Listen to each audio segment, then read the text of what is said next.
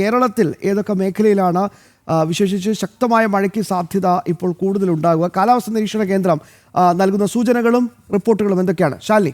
ശ്യാമ സൂചിപ്പിച്ചതുപോലെ തന്നെ 5 ജില്ലകൾക്ക് ഇന്ന് സംസ്ഥാനത്ത് യെല്ലോ അലേർട്ട് ജാഗ്രതാ നിർദ്ദേശം നൽകിയിരിക്കുകയാണ്. ഈ ഡിറ്റ്വേയുടെ ചുഴലിക്കാറ്റിൻ്റെ പശ്ചാത്തലത്തിൽ പ്രത്യേകിച്ച് സംസ്ഥാനത്തിന് പുറത്ത്, അതായത് വിവിധ സംസ്ഥാനങ്ങളിൽ, അത് ആന്ധ്രാപ്രദേശുണ്ട്, ഒപ്പം തന്നെ തമിഴ്നാടുണ്ട്, കൂടാതെ തന്നെ തമിഴ്നാടിൻ്റെ തെക്ക് തീരങ്ങൾ, ഇവിടെയൊക്കെ അതീവ ജാഗ്രതാ നിർദ്ദേശം നിലവിൽ കേന്ദ്ര കാലാവസ്ഥാ നിരീക്ഷണ കേന്ദ്രം നൽകിയിരിക്കുകയാണ്. കൂടാതെ തന്നെ സംസ്ഥാനത്തും അതീവ ജാഗ്രതാ നിർദ്ദേശം നൽകിയിട്ടുണ്ട്. ഡിറ്റ്വ ചുഴലിക്കാറ്റ് രൂപപ്പെട്ടത് മുതൽ തന്നെ സംസ്ഥാനത്ത് അതിശക്തമായ മഴ തുടരുകയാണ്. 5 ജില്ലകൾക്കാണ് ഇന്ന് കേരളത്തിൽ യെല്ലോ അലർട്ട് ജാഗ്രതാ നിർദ്ദേശം നൽകിയിട്ടുള്ളത്. പത്തനംതിട്ട, ഇടുക്കി, പാലക്കാട്, വയനാട്, മലപ്പുറം ജില്ലകൾക്ക് യെല്ലോ മുന്നറിയിപ്പ് ഈ ഘട്ടത്തിൽ നൽകിയിട്ടുണ്ട്. ഈ ജില്ലകളിലൊക്കെ തന്നെ അതീവ ജാഗ്രതാ നിർദ്ദേശം കൂടി നൽകിയിരിക്കുകയാണ്. വരും മണിക്കൂറിൽ അതിശക്തമായ കാറ്റിനും ഒപ്പം തന്നെ അതിശക്തമായ മഴയ്ക്കും സാധ്യതയുണ്ട്. കാലാവസ്ഥാ നിരീക്ഷണ കേന്ദ്രം കേരളത്തിന് നൽകിയിട്ടുള്ള മുന്നറിയിപ്പ്. ശ്രീലങ്കയുടെ കാര്യം പരിശോധിക്കുകയാണെങ്കിൽ ശ്രീലങ്കയിൽ അതീവ ഗുരുതര സ്വഭാവത്തോടു കൂടി ചുഴലിക്കാറ്റ് ആഞ്ഞടിക്കുകയാണ്. 100-ലധികം മരണങ്ങൾ സ്ഥിരീകരിച്ചു. ഒപ്പം തന്നെ 50ഓളം ആളുകളെ കാണാതായ പശ്ചാത്തലം നിൽക്കുന്നുണ്ട്. ആ ഘട്ടത്തിൽ തന്നെ വരുന്ന 5 ദിവസം കൂടി ആ ഒരു ചുഴലിക്കാറ്റിന്റെ കേരളത്തിലും മഴ ശക്തമാകുമെന്നുള്ള മുന്നറിയിപ്പാണ് നിലവിൽ നൽകിയിട്ടുള്ളത്. അടിക്കടി മുന്നറിയിപ്പുകൾ, അത് കേരളത്തെ സംബന്ധിച്ചിടത്തോളം തുടർച്ചയായ ഒരു മഴക്കാലമാണ് ഇപ്പോൾ.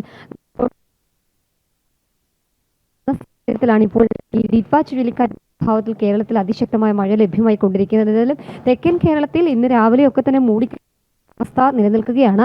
പത്തനംതിട്ട, ഒപ്പം തന്നെ ആലപ്പുഴ, കൊല്ലം ജില്ലകളിൽ വരുന്ന 3 മണിക്കൂറിനുള്ളിൽ അതിശക്തമായ മഴയ്ക്കുള്ള സാധ്യത കൂടി കേന്ദ്ര കാലാവസ്ഥാ നിരീക്ഷണ കേന്ദ്രം പ്രവചിക്കുകയും ചെയ്യുന്നുണ്ട്. ഇടവിട്ടുള്ള മഴയ്ക്കും ഒപ്പം തന്നെ ശക്തമായ കാറ്റിനും മുന്നറിയിപ്പ് തുടരുന്നുണ്ട്. തീരദേശ ജാഗ്രത പാലിക്കണം. ഒപ്പം തന്നെ കടലിൽ പോകുന്നവർ സുരക്ഷിതരായിരിക്കണം എന്നുള്ളൊരു മുന്നറിയിപ്പ് കൂടി ഈ ഘട്ടത്തിൽ നൽകിയിട്ടുണ്ട്. ിലൊക്കെ മത്സ്യബന്ധനത്തിന് പോകുന്നവർ ജാഗ്രതാ നിർദ്ദേശങ്ങൾ നോക്കി തന്നെ പോകണം എന്നുള്ളൊരു മുന്നറിയിപ്പ് കാലാവസ്ഥാ നിരീക്ഷണ കേന്ദ്രം ഈ ഘട്ടത്തിൽ നൽകുകയും ചെയ്യുന്നു. എന്തായാലും അതീവ ജാഗ്രതയോട് കൂടി തന്നെയാണ് സംസ്ഥാനം ഇക്കാര്യത്തെ നോക്കിക്കാണുന്നത്.